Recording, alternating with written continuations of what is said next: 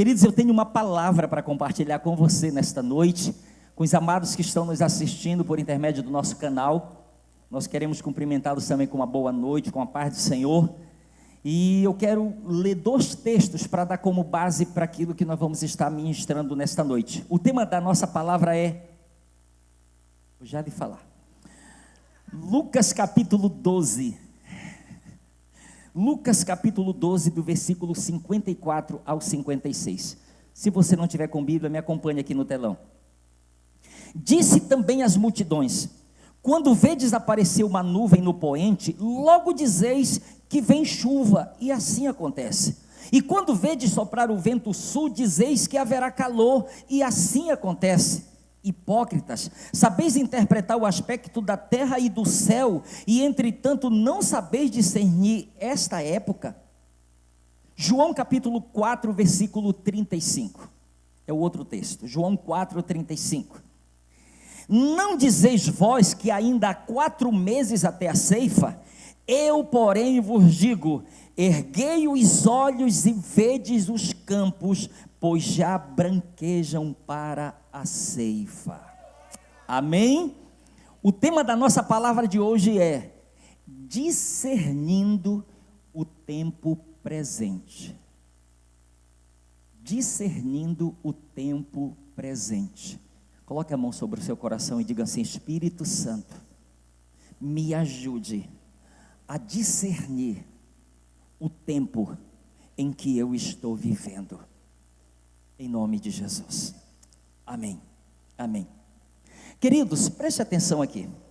Quando nós falamos, usamos esse termo e esse tema, discernindo o tempo presente, principalmente aqueles que são mais familiarizados com as escrituras, com a palavra, né, os ditos evangélicos, é muito comum que quando a gente ouve isso, é muito comum que a gente se volte para um pensamento a respeito de profecias, sobre acontecimentos proféticos, sobre acontecimentos escatológicos, sobre profecias que foram dadas no passado e que estão se cumprindo, sobre muitas coisas que Jesus falou.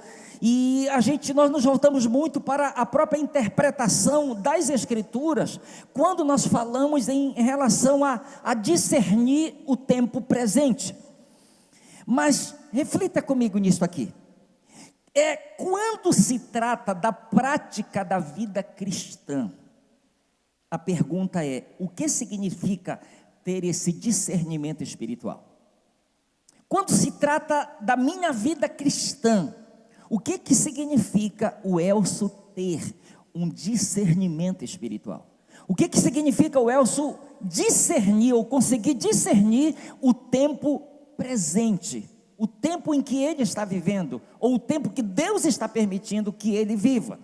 Eu quero conversar um pouquinho com você sobre isso.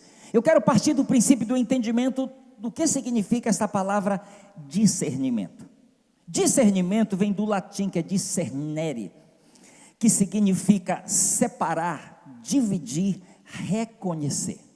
Separar, dividir, reconhecer é uma definição do latim para a palavra discernimento. Queridos, discernimento na Bíblia, à luz da palavra de Deus, nos fala de inteligência para distinguir as coisas, como saber reconhecer a voz de Deus, separar o caminho bom do mal, do certo, separar o certo do errado, dividir o que se deve ou não fazer com sabedoria. Fala de ser inteligente, fala de ser prudente. Então, quando fala de discernimento, do cristão ele ter um discernimento espiritual, tem tudo a ver com prudência, tem tudo a ver com inteligência, tem tudo a ver com saber separar como se fossem as coisas, dividir e reconhecer. Então, partindo desse entendimento, para a vida de um cristão, discernir significa ser inteligente e prudente quanto à maneira de pensar e agir. Significa que ele vai agir, o seu caminhar, a sua vida ela vai ter um parâmetro que vai ser a própria palavra de Deus, que vai nortear o seu caminhar. É a partir desse discernimento que ele vai conseguir nortear a sua caminhada. Tem a ver quanto a sua vida de fé e prática à luz da palavra de Deus. Jesus, ele se referindo aos textos iniciais aqui que nós lemos, tanto o texto de Lucas, o texto de Lucas quanto o texto de João, nós vemos Jesus, ele falando tanto para os religiosos, como para os discípulos e as multidões. Ele fala algo que deve chamar a nossa atenção. Ele se dirige a ele dizendo: olha, vocês sabem discernir muito bem os sinais climáticos. Vocês sabem discernir muito bem o aspecto do céu, da terra. Se tem alguma coisa diferente, vocês conseguem discernir com muita facilidade. E ele diz: mas vocês não conseguem discernir o tempo presente. Vocês sabem discernir as coisas naturais, mas não sabem discernir as coisas espirituais. Então Jesus, ele está não só os exortando, mas está os repreendendo, porque a coisa estava acontecendo e eles não estavam conseguindo perceber o que estava acontecendo. E isso é muito sério, queridos, porque se nós não tivermos o cuidado, nós vamos estar como se fosse seguindo no mesmo barco, na mesma direção. Jesus, o Evangelho de Lucas nos fala sobre a entrada triunfal de Jesus em Jerusalém. Jesus, quando está entrando em Jerusalém, as Escrituras nos afirmam que ele parou diante da cidade e começou a chorar. É uma das poucas vezes que você vê na Bíblia Jesus chorando. Parou diante de Jerusalém, começou a chorar e a dizer: ah, Jerusalém, Jerusalém, ah, se tu reconhecesses ainda hoje o que te é devido à paz. Dias virão em que teus inimigos te cercarão com trincheiras, arrasarão a ti e aos teus filhos dentro de ti, porque tu não reconheceste a oportunidade da tua visitação. Você sabe o que Jesus estava dizendo? Deus te amou tanto, ele enviou o ungido, o Cristo, o Messias, o Emanuel. Ele se encarnou, ele assumiu a forma humana, ele veio à terra, mas vocês o trataram como um impostor, como um embusteiro, como um falso profeta. Agiram como se ele fosse uma pessoa comum. E ele está dizendo: você perdeu a oportunidade que te foi dada. O tempo da tua visitação em Jerusalém passou. E isto deve causar um grande temor na gente, para que isso não aconteça conosco, como ele fala que aconteceu infelizmente com Jerusalém. Ela não conseguiu entender o que estava acontecendo. Querido, se você for chegar, eu estava até falando hoje de manhã no culto, que se você for chegar com o pessoal, principalmente daquela, acho que região norte, acho que da Baixada aqui do Maranhão, de alguns lugares, com pescadores, se você for perguntar para eles como é que vai ser amanhã, questão da pesca, se vai ter muito peixe amanhã, sim ou não, antes dele falar, ele vai olhar para o céu. Ele vai ver o aspecto do céu, como é que está a questão das nuvens, a posição, o formato. Quem sabe do que eu estou falando aqui? Levanta a mão aí. Não é assim que funciona? Vai ter peixe amanhã? Espera aí. Eu acho que não vai ter muito não.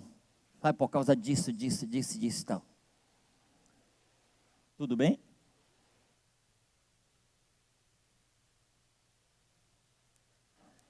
Oi?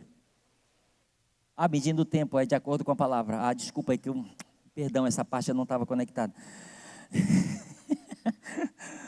Ok. Mas é muito comum de pessoas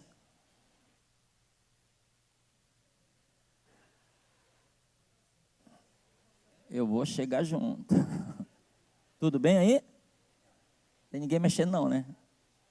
Não? Ok. Tudo bem? Amém. Ok. Você sabe que, abrindo parênteses, existem efeitos especiais e existem defeitos especiais, entendeu? Esse é um deles. Fecha parênteses e volta para cá. Ok. Eclesiastes capítulo 8, versículos 5 e 6. Eclesiastes 8, 5 e 6. Ouça o que está escrito. Quem guarda o mandamento não experimenta nem o mal, e o coração do sábio conhece o tempo e o modo, porque para todo o propósito há tempo e modo. Pare para você refletir. Você lembra que discernimento no latim, uma das definições é reconhecer, conhecer, dividir, separar. E Salomão diz que o sábio, ele conhece.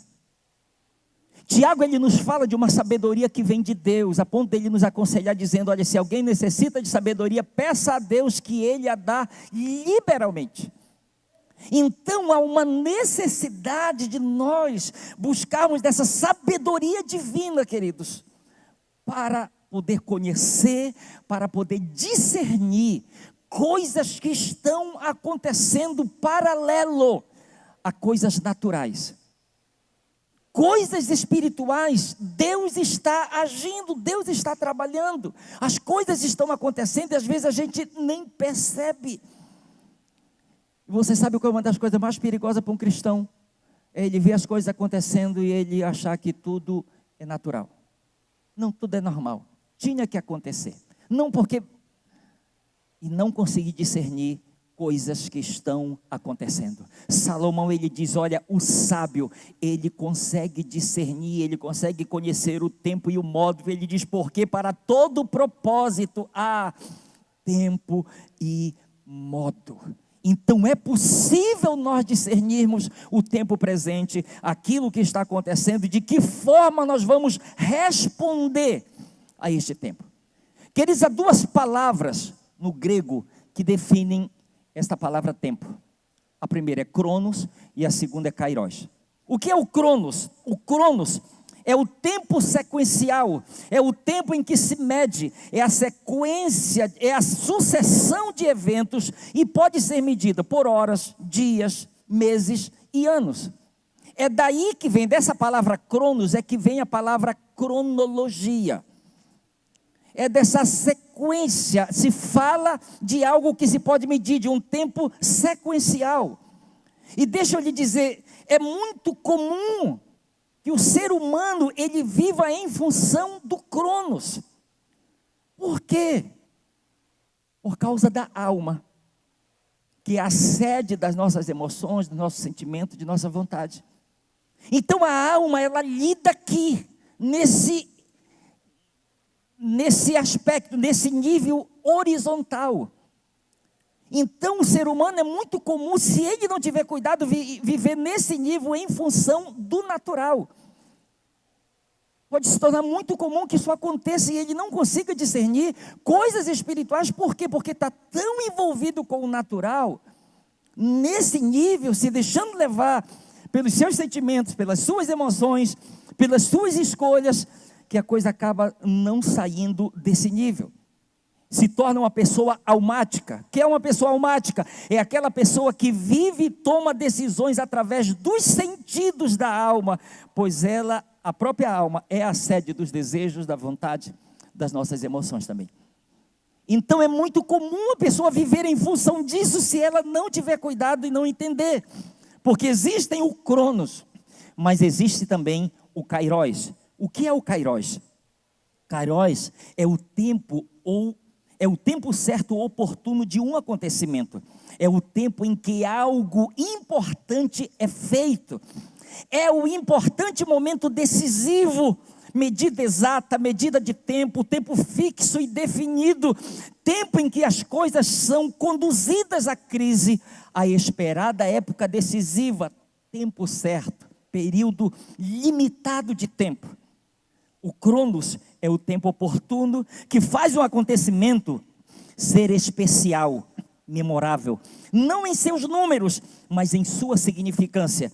É o novo e decisivo período de tratamento de Deus para com o ser humano. É o tempo determinado por Deus, o kairos. É aquele tempo que Deus determina para lidar com o homem, para falar com o homem, para ministrar o coração do homem. E queridos, diante de tudo isso aqui, como eu falei de manhã, até aqui foi a introdução. Agora eu vou começar a pregar. Aleluia. Por que precisamos discernir o tempo presente? Eu quero lhe dar pelo menos 3 razões por que nós precisamos discernir o tempo em que nós estamos vivendo, que Deus está nos permitindo viver. Por que precisamos discernir este tempo? Em primeiro lugar, por causa das distrações. O que é a distração? O que significa distração? Falta de concentração nos sentidos, no que se passa à volta. Ou desatenção ao que se passa à volta. Ao estar separando tempo para preparar esta palavra, sabe o que eu me lembrei? Do Elcio Júnior.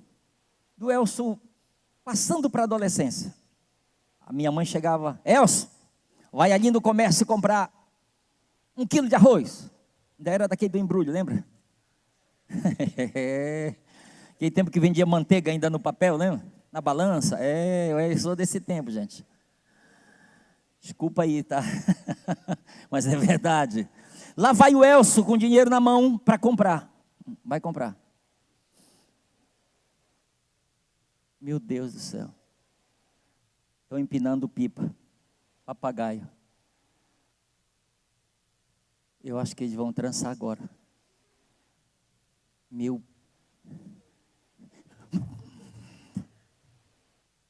Foi embora. Estão jogando bolinha de gude aqui. Eu gosto muito disso.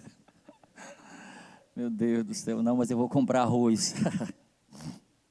Voltava para casa. Quando eu chegava lá, Elcio, cadê o troco? Tinha troco? Vai pegar. Lá vai o Elcio atrás do troco. Seu João, eu lhe dei tanto, tinha o troco, eu não levei, me dê de volta. Mas por que isso acontecia? Eu não sei lhe dizer quantas vezes isso aconteceu comigo. Distrações. As distrações que podem aparecer numa caminhada nossa. Olha aqui para mim, às vezes as distrações, elas não nos impedem de chegar onde deveremos chegar. Não é verdade? Não impede. Eu fui lá, comprei o arroz. Demorei. Acredite uma coisa que minha esposa, um dia, já casado, pastor, saí para comprar almoço.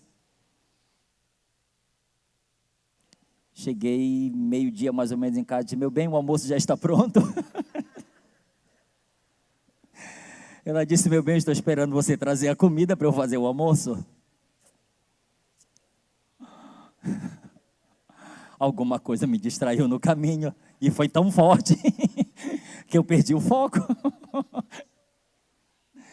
Ó, está dizendo que eu já deixei ela no supermercado.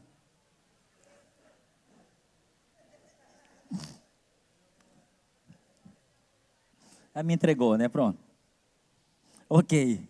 Queridos, escute. Nós vivemos num mundo recheado de distrações. Nós vivemos em um mundo onde a famosa indústria do entretenimento tem investido milhões e milhões de dólares para poder proporcionar às pessoas entretenimentos, porque afinal de contas, o estresse do mundo moderno, advindo das pressões, dos desafios diários, tem que minimizar. Então tem que ter distrações para que a pessoa, o estresse diminua, para que ela não fique sufocada e ela consiga continuar levando a vida dela. Mas a gente percebe como isto é forte. Jogos, as redes sociais, filmes, séries, são exemplos disso que eu estou lhe falando. Telefones celulares, televisões, iPad, notebook, tablet, computadores, e a lista segue. É muito comum a gente ver na rua, quantos de nós já fizemos isso? Vai andando na rua.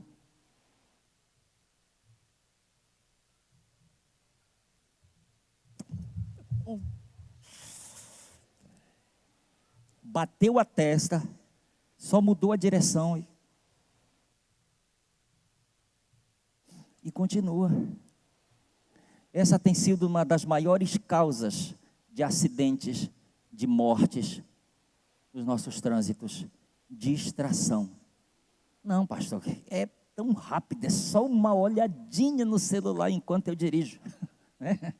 É bem rápido, só responder uma mensagem, é só um... Distrações. Distrações. Você sabe do que eu estou falando. Quem sabe do que eu estou falando aqui, gente? Grande parte de nossos jovens não consegue ter a concentração devida, seja nos estudos, seja na casa, ao lado dos pais, do responsável no trabalho. Milhares de pessoas, como eu lhe falei, morrem em virtude disso. Agora a pergunta é, e nós, igreja? Será que a gente acaba sendo envolvido com distrações também? Infelizmente, sim. Temos percebido que o nosso inimigo tem utilizado as mais variadas ou diversas distrações para entreter o povo de Deus enquanto caminha aqui por este mundo. As mais diversas, distrações. E pare para você pensar numa coisa, queridos. O inimigo, ele não vai usar para tentar me distrair algo que eu não gosto. Não vai fazer sentido. Entende? De repente você coloca um negócio para uma criança distrair. Não, isso aqui é para distrair. Vira a costa, vai embora. Por quê? Aí você vai te perguntar, pai, por que isso aqui ela não está brincando com isso? Não, ela não gosta disso. Então, você não para você refletir que o inimigo sabe do que a gente gosta e que a gente não gosta? Então ele não vai colocar qualquer coisa para distrair a gente, ele vai colocar algo que ele sabe que vai nos distrair, que vai prender a nossa atenção, que vai tomar do nosso tempo, sim ou não, gente? Ele sabe disso. Você quer 2 exemplos? Bem rápido, vou ler 2 exemplos aqui na Bíblia. Atos capítulo 13, versículo de 6 a 8, preste atenção. Viajaram por toda a ilha até chegarem a Pafos. Ali encontraram um judeu chamado Bar-Jesus, que praticava magia e era falso profeta. Ele era assessor do procônsul Sérgio Paulo. O procônsul, sendo homem culto, mandou chamar Barnabé e Saulo, porque queria ouvir a palavra de Deus. Diga assim, queria ouvir a palavra de Deus.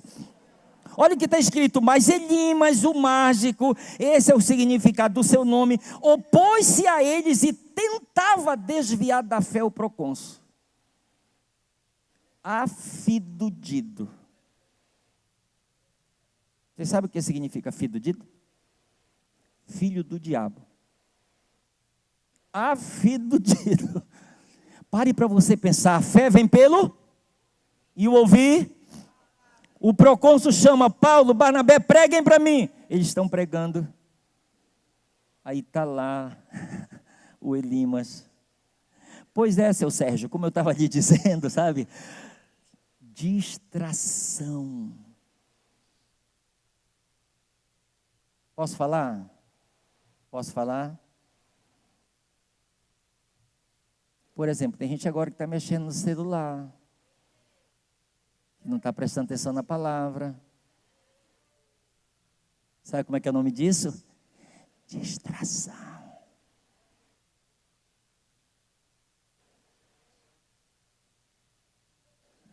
Entende? Mas tinha que ser na hora da palavra. Isso não é de hoje. Está aqui o exemplo que eu dei agora. Vamos mais à frente, vamos mais em frente. Neemias capítulo 6, versículo de 1 a 4.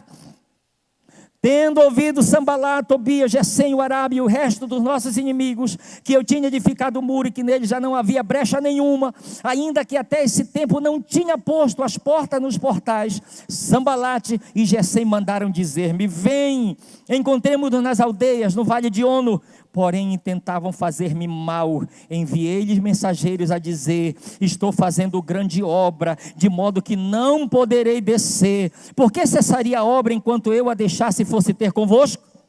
4 vezes me enviaram o mesmo pedido, eu porém lhes dei sempre a mesma resposta. Você sabe por que ele conseguiu dar a mesma resposta? Discernimento espiritual. Ok, eles me mandaram fazer um convite. olha o discernimento, intentavam fazer-me mal. Não foi. Em distração. Ele diz, eu estou fazendo algo muito grande. E o inimigo quer me distrair. Ele quer que eu pare de fazer o que Deus me mandou fazer. Ele quer me tirar da posição onde Deus me colocou. Então ele tem esse discernimento, isso aqui eu acho tremendo. Ele diz, olha, 4 vezes eles me mandaram o mesmo pedido, e 4 vezes lhes dei a mesma resposta. A mesma resposta, porque algo estava sendo trabalhado ali por trás para tirá-lo do centro. Queridos, qual é o propósito das distrações? Pare para você pensar comigo. O propósito das distrações qual é? É de nos fazer desviar dos caminhos do Senhor? Sim e não. Sinceramente, eu posso estar enganado e eu peço perdão para você, mas eu acredito que o propósito das distrações não é nos fazer desviar dos caminhos do Senhor. Pastor, qual é então o propósito das distrações? Nos desacelerar. Ia correndo. Por que você está andando? Não, andando, não me preocupa não. Pode ir na frente, eu chego lá. Qual o propósito da distração? Nos desacelerar, nos desfocar.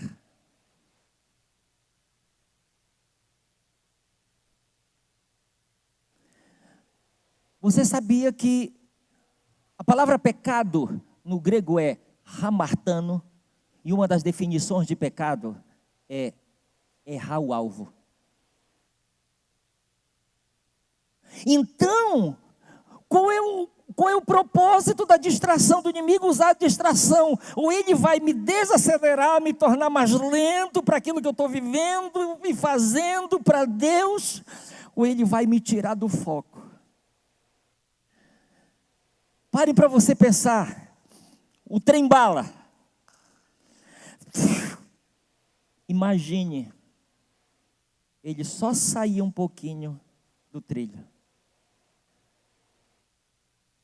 Imagine um trem normal desse, que nós temos aqui da Vale. Imagine nessa velocidade que ele corre. Imagina ele descarrilhando. Imagina ele saindo do trilho. O que é que acontece? Então pare para você pensar. Pare para você pensar nisso. O inimigo, ele muitas vezes não quer, esse não é o propósito, porque tem coisas maiores às vezes ele tenta. Mas se ele puder nos fazer diminuir, se ele puder nos tirar do trilho, nos tirar do foco, nos tirar do alvo, sabe, daquilo que Deus tem nos feito focar, ele já vai estar conseguindo muita coisa. Porque diminui, porque a coisa ela não segue mais no mesmo ritmo. 1 Coríntios capítulo 7, versículo 35. Olha o que Paulo diz, é tão tremendo isso aqui. Paulo diz assim: eu falo isso para o seu próprio bem, pois não quero impedir vocês de fazer nada. Pelo contrário, quero que façam o que é correto e sirvam ao Senhor sem distração nenhuma. Olha a preocupação de Paulo, queridos. Paulo disse, eu não estou querendo mandar na vida de vocês, eu não estou querendo impor nada, eu só quero que vocês sirvam a Deus, sabe, sem nenhum impedimento, sem nenhuma distração, sabe, Paulo diz que nós devemos servir ao Senhor sendo fervorosos de espírito, servir ao Senhor com alegria.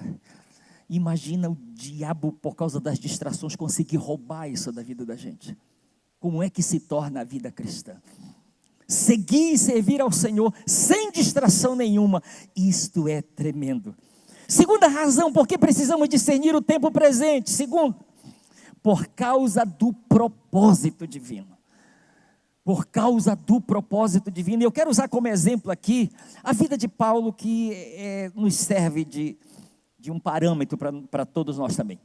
1 Timóteo capítulo 1, versículo de 12 a 17, eu considero isso aqui como um testemunho, ou um resumo do testemunho de Paulo. Olha o que ele diz, 1 Timóteo 1, de 12 a 17.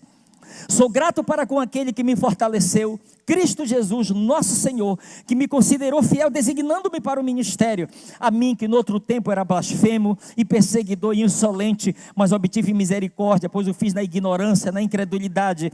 Transbordou, porém, a graça de nosso Senhor com a fé e o amor que há em Cristo Jesus. Fiel é a palavra e digna de inteira aceitação, que Cristo Jesus veio ao mundo para salvar os pecadores, dos quais eu sou o principal. Mas por esta mesma razão me foi concedida misericórdia, para que em mim, o principal, evidenciasse Jesus Cristo a sua completa longanimidade, e servisse eu de modelo a quantos hão de crer nele para a vida eterna. Assim, ao Rei eterno, imortal, invisível, Deus único, honra e glória pelos séculos dos séculos. Amém. Então, queridos, eu considero um resumo, porque Paulo está dizendo quem ele era. O principal, o pior de todos os pecadores. Vivia na ignorância, era um insolente, era um perseguidor, um blasfemo. Mas ele diz, eu fiz tudo isso na ignorância. Ele diz, porém, a graça e a misericórdia, elas transbordaram em meu favor. Eu fui alcançado, e ele diz, ele me considerou fiel e me designou para o ministério. Mas ele pega um ponto aqui que eu quero chamar a sua atenção. Ele diz, olha, fiel é a palavra e digna de inteira aceitação, que Cristo Jesus veio ao mundo para salvar os pecadores, dos quais eu sou o principal. E é como se, imagina, Paulo tendo essa consciência, eu sou o principal de todos os pecadores. Aí Jesus pega, diz, vem cá, eu vou te pegar. Eu vou usar você como um modelo. O principal, o maior, eu pego, liberto, transformo, o chamo para o ministério e coloco para que seja modelo para os outros, para que os outros possam olhar e dizer, se teve jeito para o Paulo que era o pior, para mim tem também. Se Jesus conseguiu salvar, transformar, libertar o Saulo de Tarso, ele consegue fazer isso comigo também. Você entende? Ele diz, para que servisse eu de modelo, que é isso? Propósito. E eu vou mais além. Jesus, ele revela de uma forma muito mais clara, e Paulo transmite isso para o rei Agripa quando está diante dele. Atos capítulo 26, de 15 a 18. Olha o que ele diz. Então, eu perguntei, quem és tu, Senhor? Ao que o Senhor respondeu, eu sou Jesus a quem tu persegues, mas levanta-te e firma-te sobre os teus pés, porque por isso te apareci, para te constituir ministro e testemunha, tanto das coisas em que me viste, como daquelas pelas quais te aparecerei ainda, livrando-te do povo e dos gentios, para os quais eu te envio. Olha, eu envio com propósito. Que propósito? Ele diz, para lhes abrires os olhos e os converteres das trevas para a luz, da potestade de Satanás para Deus, a fim de que recebam eles remissão de pecados e herança entre os que são santificados pela fé em mim. Queridos, há um propósito envolvido. Há um propósito. Eu costumo dizer o seguinte, se Jesus ele quisesse só me salvar, ele teria me salvo e teria me matado logo no mesmo dia. Para não desviar. Mas não, gente, vai fazer 36 anos que eu tomei minha decisão para Jesus. Por que até hoje Ele está me conservando ainda aqui? Propósito. Há um propósito. E Provérbios capítulo 16, versículo 4, parte A. Tudo Deus faz com um propósito. Você não é fruto do acaso. Você não está vivo porque você é o cara, porque você é bom demais. A Covid veio e você deu uma rasteira nela e tal. Já tentaram me matar e eu já escapei. Ei!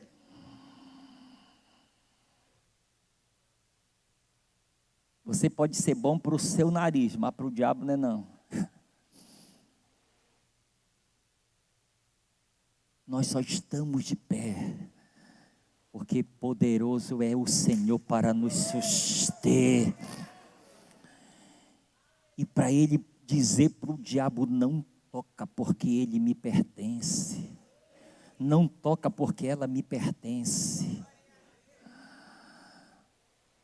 Entenda isso aqui, eu quero ir mais além. Quando eu falo de propósito, olha o conselho de Pedro, 1 Pedro capítulo 4, versículos 10 e 11, Pedro diz: servi uns aos outros, cada um conforme o dom que recebeu, como bons dispenseiros da multiforme graça de Deus. Ele diz: se alguém fala, fale de acordo com os oráculos de Deus. Se alguém serve, faça-o na força que Deus lhe supre, para que em todas as coisas seja Deus glorificado por meio de Jesus Cristo, a quem pertence a glória e o domínio pelos séculos dos séculos. Amém. Ele diz: olha, se você vai servir, aquilo que você for fazer, faz conforme o dom que Deus te deu. Queridos, está escrito em Efésios capítulo 4, versículo 9 e 10, que quando ele subiu, Jesus, ele levou cativo o cativeiro e repartiu dons aos homens. Repartiu dons aos homens. E o que Pedro diz? Sirva uns aos outros conforme o dom que recebeu. Você pode ainda não ter descoberto o dom de Deus na tua vida, o propósito, mas eu quero te dizer que Deus já deu dons, e que nós podemos usar esses dons para a glória dEle, para a edificação do corpo, e para cumprirmos o seu propósito aqui nessa terra. Amém?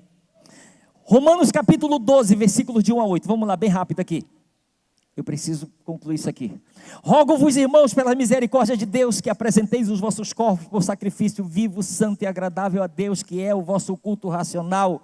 E não vos conformeis com este século, mas transformai-vos pela renovação da vossa mente, para que experimenteis qual seja a boa, agradável e perfeita vontade de Deus. Continuando, porque pela graça que me foi dada, digo a cada um dentre vós, que não pense de si mesmo além do que convém, antes pense com moderação, segundo a medida da fé que Deus repartiu a cada um. Porque assim como num só corpo temos muitos membros, mas nem todos os membros têm a mesma função, assim também nós, conquanto muitos somos um só corpo em Cristo e membros uns dos outros, tendo, porém, diferentes dons segundo a graça que nos foi dada. Se profecia, seja segundo a proporção da fé. Se ministério, dediquemo-nos ao ministério. Ou o que ensina, esmere-se no fazê-lo. Ou o que exorta, faça-o com dedicação. O que contribui com liberalidade. O que preside com diligência. O que exerce misericórdia com alegria. Por que eu li tudo isso aqui? Porque Paulo fala de dons que Deus deu para a igreja, dons que Deus deu para o corpo, para que isso seja usado de acordo com o seu propósito e vontade. Amém? Levante a sua mão, levante uma mão com 5 dedos assim, levante uma outra mão com 2 dedos. Diga assim: nesta noite, eu decido pegar os meus 5 pães e os meus 2 peixinhos e colocar nas mãos daquele que é capaz de pegar o meu pouco e multiplicar e abençoar uma multidão.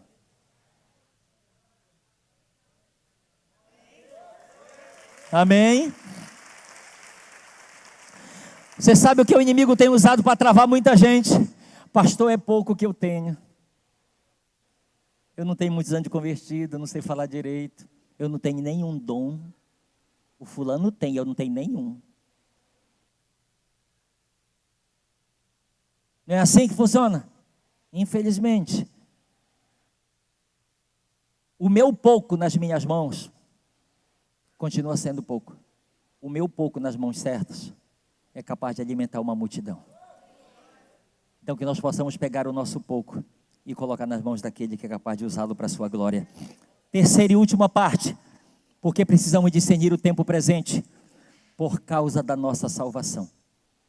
2 Coríntios capítulo 6, versículo 2. Preste atenção o que aconteceu com muitos de nós e que ainda vai acontecer nesta noite. Porque ele diz: eu te ouvi no tempo da oportunidade e te socorri no dia da salvação. Ele veio ao nosso encontro com salvação. E naquele dia ele disse: eis agora o tempo sobremodo oportuno, eis agora o dia da salvação. Ele um dia nos encontrou, bateu na porta da nossa casa, ouvimos a sua voz, decidimos abrir a porta. Ele nos alcançou com a sua salvação. Foi literalmente isso que aconteceu. Agora Paulo tem uma exortação para todos aqueles que receberam esta salvação que há em Cristo Jesus.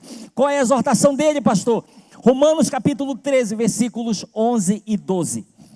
Olha o que Paulo diz: e digo isto a vós outros que conheceis o tempo, já é hora de vos despertar do sono, porque a nossa salvação está agora mais perto do que quando no princípio cremos.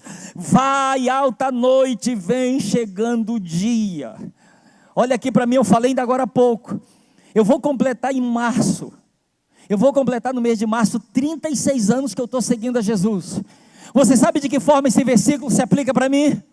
É como se Jesus chegasse comigo e dissesse: Elcio, eu quero te dizer uma coisa.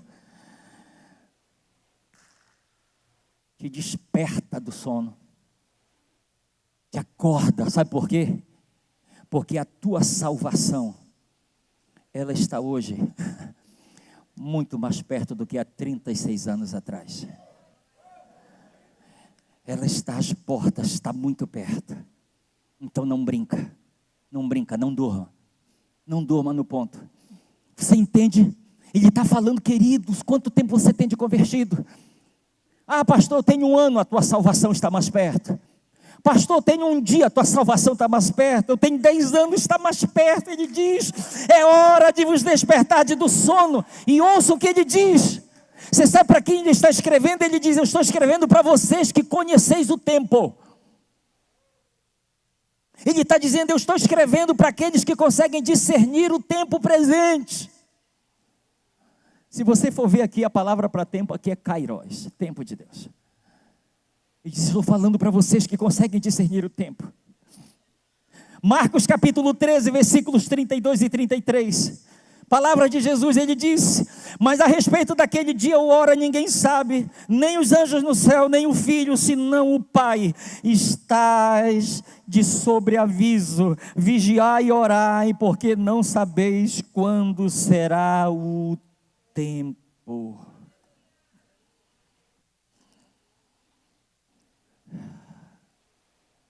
Essa é uma das estratégias do diabo, que Jesus falou a respeito dos últimos tempos.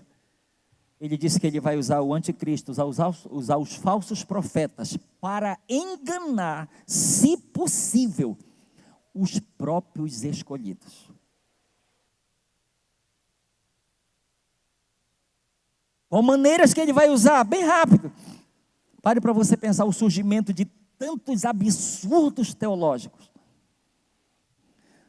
Tanta deturpação da palavra. Como têm sido negociados princípios, valores éticos e morais. E como esse evangelho das facilidades, ele é tão abraçado por tanta gente. Eu quero lhe dizer uma coisa: se for para eu negociar o evangelho, eu deixo de pregar o evangelho. Se for para eu adulterar a palavra, eu deixo de pregá-la. Se for para eu ficar, como diz Paulo, mercadejando, negociando, eu paro. Porque eu posso negociar, mas o meu Cristo não negocia. Amém, queridos? Ouça. Preste atenção nessa frase aí, bem rápida. Se um salvo, leia com calma para você entender esse mistério aí. Se um salvo é inseguro quanto à sua salvação em Cristo, ele corre o grande perigo de viver neste mundo como um não salvo. Leia de novo para você entender isso aí. Pastor, você está falando do quê? Se um salvo é inseguro quanto à sua salvação em Cristo, ele corre o grande risco de viver neste mundo como um não salvo. Porque nós somos salvos pela fé em Cristo Jesus, sim ou não? Agora, se eu não tiver segurança daquilo que eu sou em Cristo, eu posso viver como alguém que nunca conheceu Cristo. Para mim, um crente sem temor, me perdoe a expressão, é triste. É triste. Por quê? Porque longe dos olhos dos outros é capaz de fazer qualquer coisa. Pastor sem temor, longe dos olhos da esposa ou das ovelhas, é capaz de fazer qualquer coisa. Ovelha sem temor, longe dos olhos do pastor, é capaz de fazer qualquer coisa. E daí por diante. Então, queridos, eu estou lhe falando de algo muito importante e muito sério. Muito sério. Olha o que está escrito, vou ler esses 2 textos aqui que são um texto muito forte. Isaías capítulo 29, vamos lá, 29, 15 e 16. Ai dos que escondem os seus planos do Senhor, que fazem as suas maldades na escuridão e dizem, ninguém nos pode ver. Diga misericórdia. Diga mais forte, misericórdia. Olha, aí ele continua dizendo, ninguém sabe o que estamos fazendo. Aí olha o que o Senhor diz, vocês invertem as coisas, como se o barro valesse mais do que o oleiro. O pote não vai dizer ao homem que o fez, você não me fez. Ou uma vasilha não dirá ao oleiro, você não sabe o que está fazendo. Isaías 30, versículo de 1 a 3. Ai dos filhos rebeldes, diz o Senhor, que executam planos que não procedem de mim, e fazem aliança sem a minha aprovação, para acrescentarem pecado sobre pecado, que descem ao Egito sem me consultar, buscando refúgio em Faraó e abrigo à sombra do Egito, mas o refúgio de Faraó se tornará em vergonha, e o abrigo na sombra do Egito em confusão.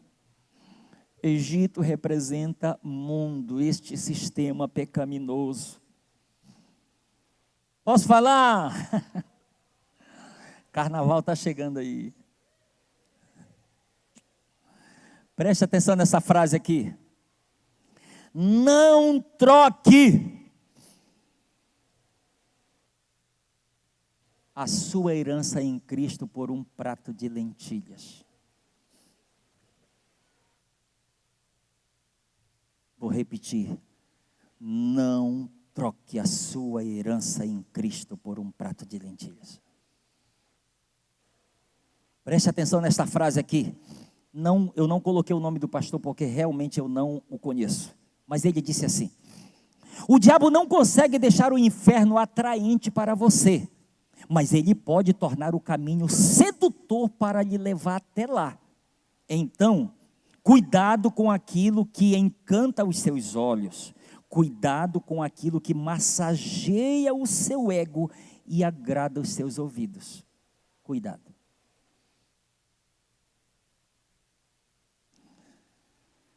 Qual é a exortação de Paulo? Efésios capítulo 5. Vamos sair vivos daqui, queridos.